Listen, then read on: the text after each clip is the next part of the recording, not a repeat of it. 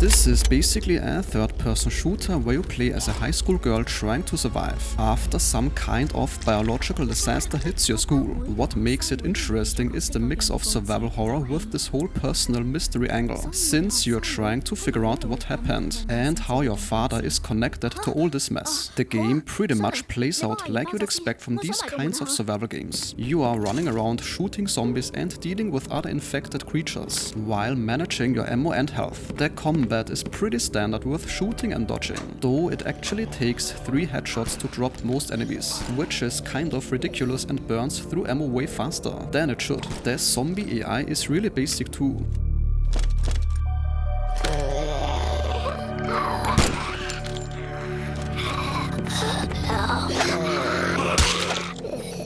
Now, what's kind of unique here is the outfit system. You collect different school uniforms throughout the game, and each one actually gives you different abilities instead of just being cosmetic. These uniforms come from various countries, which I guess is meant to give you some nostalgia for the school days or whatever. The character designs are cute and the enemies range from attractive to actually creepy looking, though there are some questionable camera angles that kind of feel unnecessary. The exploration part has you going through different areas of the school, trying to find resources, keys and other items that you need to progress. There's a storage system where you can stash stuff since your inventory is limited, and you can craft ammo by combining different types of gunpowder. The school has multiple floors connected by elevators and stairs, and you have to upgrade your keycard to access new areas. The navigation can get confusing with lots of dead ends and backtracking. The puzzles are pretty straightforward stuff, like finding keys to unlock doors and figuring out passwords. The game has a story angle where you're investigating what caused this outbreak and discovering how it ties back to your father and your own past. The game has some visual novel elements with character dialogue and story scenes mixed in with the action. You also run into other survivors like your friend, who you are trying to help throughout this whole situation. The boss fights are mainly bullet sponges that soak up tons of ammo, rather than requiring any real strategy. The immersion breaks down a bit because the school randomly has assault rifles, grenades and tons of ammunition just lying around, which makes zero sense. The whole thing is being made by one person, so it's an indie project in early access. Right now the game only has the main story mode and is pretty rough around the edges with stuff that needs polishing. And that sentence concludes today's video. If your time was respected, a like or comment is very much appreciated.